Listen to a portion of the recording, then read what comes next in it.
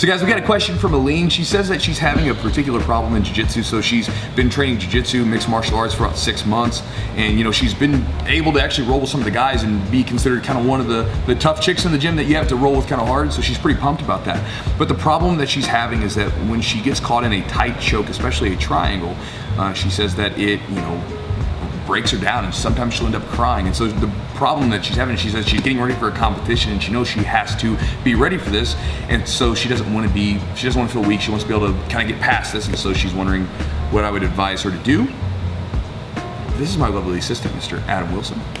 So Aline, I'm gonna show you a couple things. So for me, I was in a similar position as you. When I would get caught into a triangle, I talked about this. This is actually not a, I didn't cry, but when I would get into a triangle, back all the way from like blue to purple, because what would happen is I used to be really bad about leaving my head, my arm forward, and I would get caught in triangle chokes.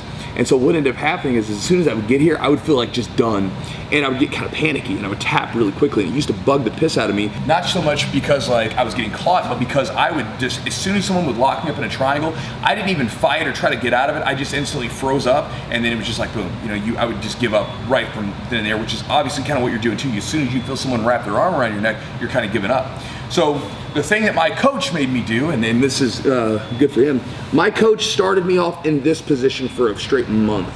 So he basically gave me some escapes, gave me some things to work on, and he basically made me start in this position every single time I rolled for a month, and it sucked.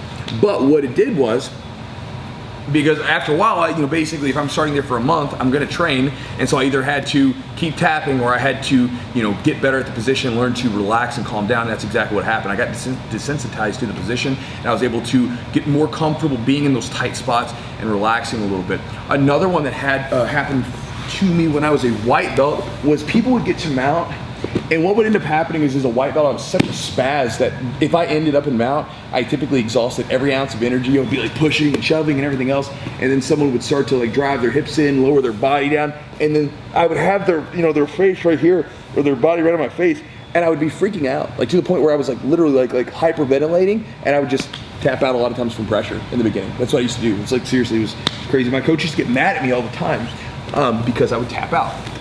So I'll tell you what I did in both of these situations and what I would advise you to do.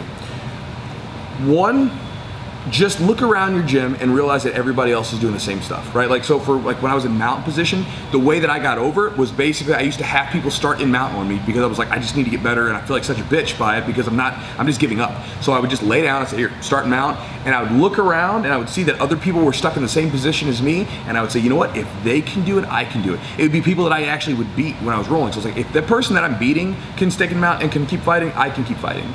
And then from the triangle, just like I told you, I would start in that locked triangle, a loosely locked triangle every time I roll. Now you don't have to do it every time you roll, but you might want to grab someone that you feel very comfortable with, someone that you feel trusting with, and let them put you in a triangle, and then work on your escapes and work on your defenses there, maybe get some from your coach, and work from those positions and see if you can get out of them and sort of slowly increase the resistance. So have your partner start off just starting off real light, maybe just practicing the techniques, and then they can start to resist a little bit, and then you can get to the point where they're trying to fully go for a triangle and you're fighting out of it. And again, kind of incrementally work that up so that you can desensitize yourself to that position. Even the woman holding the camera behind the camera, not behind, she actually had the same problem when she first started jiu-jitsu back when she was a younger person, and when she did it, I mean, same thing, she would get caught in a choke and she'd want to cry at times. And so again, it's just one of those things where she got used to it over and over again, and you get desensitized to it. So don't feel like you're weak, because it's basically, again, just like me, I was a big, strong guy, but I was still, giving up, I was still panicking. You're not weak, it's just simply your body hasn't adjusted to it yet. So put yourself in those positions, move towards those positions, and again, you'll be fine. Aline, I hope that helps, and thank you so much for the question. Adam?